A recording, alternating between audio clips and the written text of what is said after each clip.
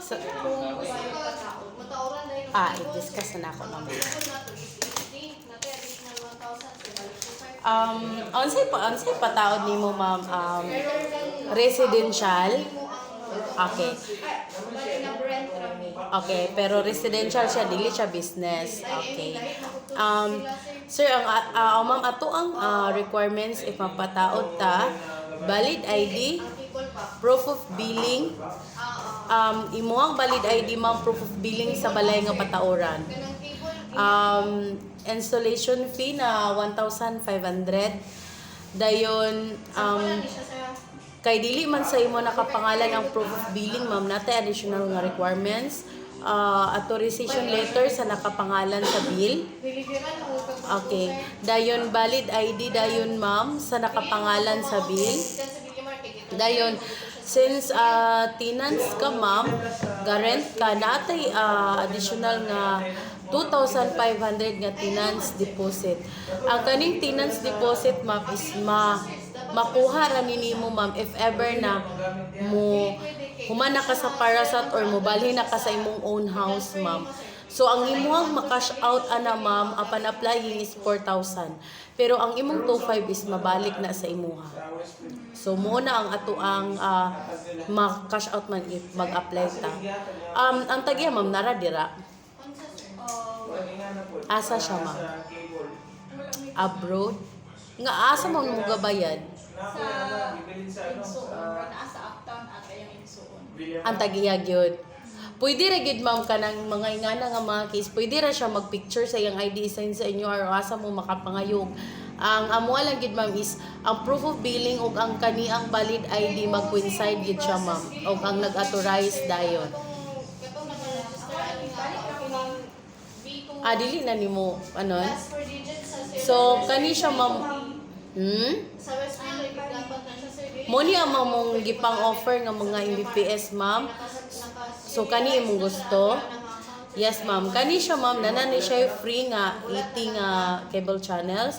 Then kani ma'am kani tanan ni Mimi promo ma'am. Kani siya mag-add lang kag piso mahimo siyang 120 Mbps. Kani mag-add lang kag piso mahimo siyang 150 Mbps. Mag-add kag piso sa monthly ma'am ha. Kani ma'am mag-add kag piso mahimo siyang 250, mag-add kag piso mahimo siyang 500, mag-add kag piso mahimo siyang 700. So mura na ma'am, i-comply lang na tanan nimo requirements ma'am, balik na din diri. Up 3 to 5 days ma'am, pero hopefully kung dili siya busy, nagi possible nga pagkaugma or the next day. So, amo lagi ng lead time ng 3 to 5 days, ma'am. Sige, ma'am. Ali, ma'am. Asa imong location pod, ma'am? Mulugan? Banda sa Mulugan, ma'am. Asa dapit, ma'am? Musulod pala. 1.5 sir. Musulod pa siya. Kanang unsay lang ngalan na lang Mulugan. Okay, Amoros mo po dito na sa una-una. Una man ang Mulugan no, aya ang Amoros. Musulod pa gid siya, sudlunon siya. Okay. Ma'am, explainan lang ta ka, ma'am ha, kung unsa ang mga requirements dayon unsay pamaagi sa pag-apply. Pero pagkahuman ako diri kinahanglan ka magpaabot ni ma'am ha para ma-check ang inyong area kung naabay available nga napsers para mabutangan kanyag napsers ma'am ha. Pero for the meantime, i-explain lang sa nako sa inyo. Nga, so naa daw? Naa daw. So, kinsa nga agent, ma'am? Nganong wala ka nag-apply sa iya, ma'am? Ara siya palyon sa dako niya diri. Installation Kay? fee, sir, kay Pwede naman gud siya? Okay. Sige. Pero wala ka kabalo kung sa'y pangalan sa agent? Wala. Babae, lalaki? Ana, may Gcash. Tambok? Putoton? Tambokon siya. Putoton siya, dilipod. Okay, sige. Gi-explain na nakanita na niya, ma'am. So, na kay requirements nila. May balanis ka ng valid ID, billing and 1.5 years installation fee. So mag-apply na ka. Pero ang ako ID ko lang din. Then ako ma'am kanang proof of billing fee. Unta mo balay na ko ano mi ako. Office dito siya. Unsa may imong applyan? Residential siya. Residential siya pero Trabaho ka na ako. Pero amo ang kuya nito is tanang sa kumpanya. so ang proof of billing ma'am, asa man nakapangalan na? Wala ko ino 3397699. Unsa may mga proof of billing ma'am nga possible nga murag kaila ka or sa imo nakapangalan? Wala kay laing provider? Kay kung nakailang parang Globe or PLDT pwede ra man unta na. Kanang internet provider ma'am. Na kay mga bill ngayon nana. Nakapangalan sa imo diha nga address. Pwede ra na siya ma'am nakay dala. Oo.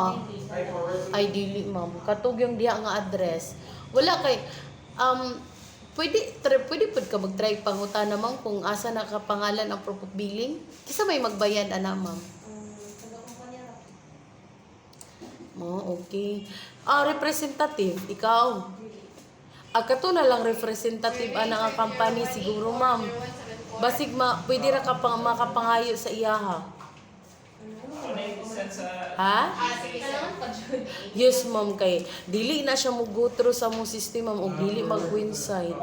Si nag-apply og si requirements pag dili si nag-apply si address og si requirements ma'am kinanglan gyud nga mag-coincide na sa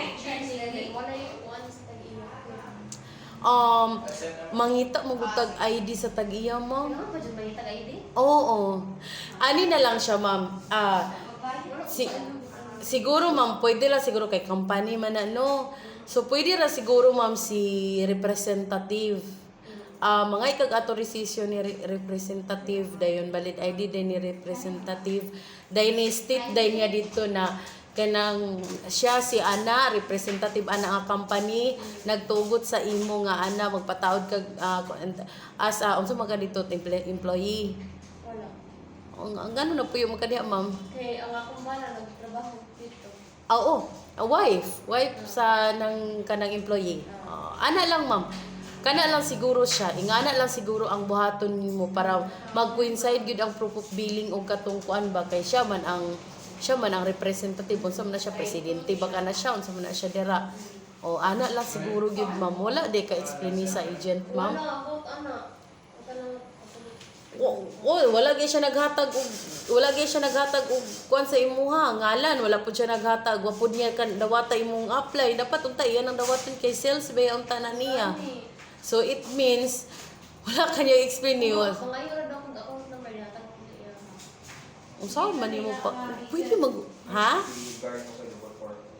Minsan ang agent Ambot, law na siya kaila. Ako gibutang dili para sa Ayun na, isin sa iyo, kung dili madagap na niya gipani.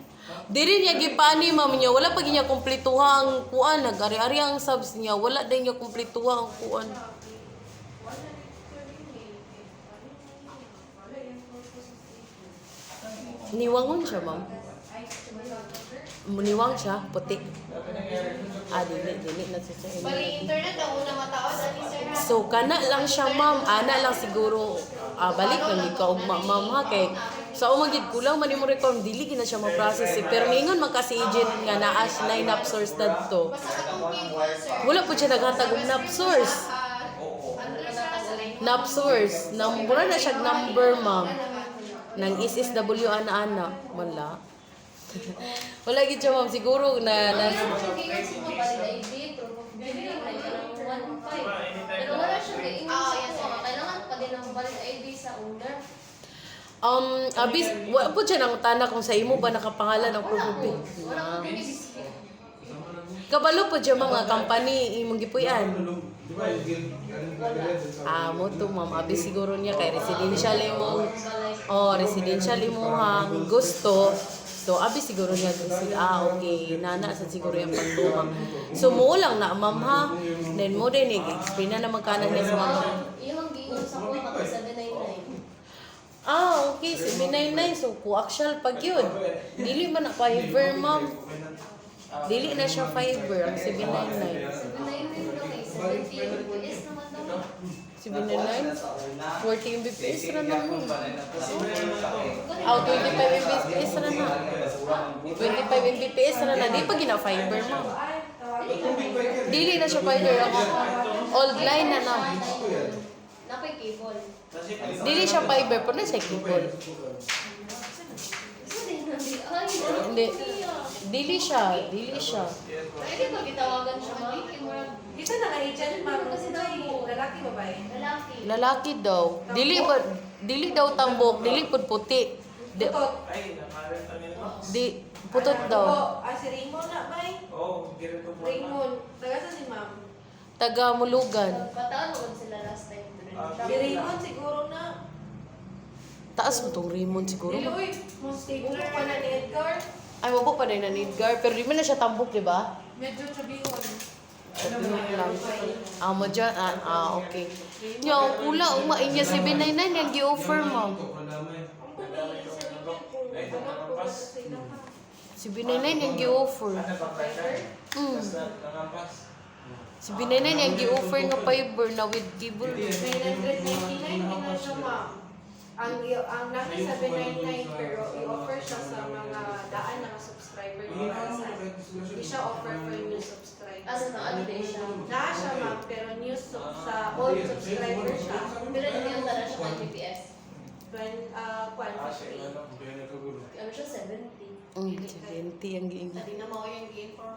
Dili lagi. Kung siyang kuan ma'am kanang mag-visa sa flyers. Kay kung coax po diya ha, 25 Mbps ra na siya, ma'am. Dili na siya Asa 70. na ilaha di ay te? Mulugan. 2 years contract na siya. So, same Pabriwod daw, ma'am. Kung once makaura na ka sir. So ana ra gyud ta, ma'am, i-comply na lang pud ang tanan requirements, ma'am.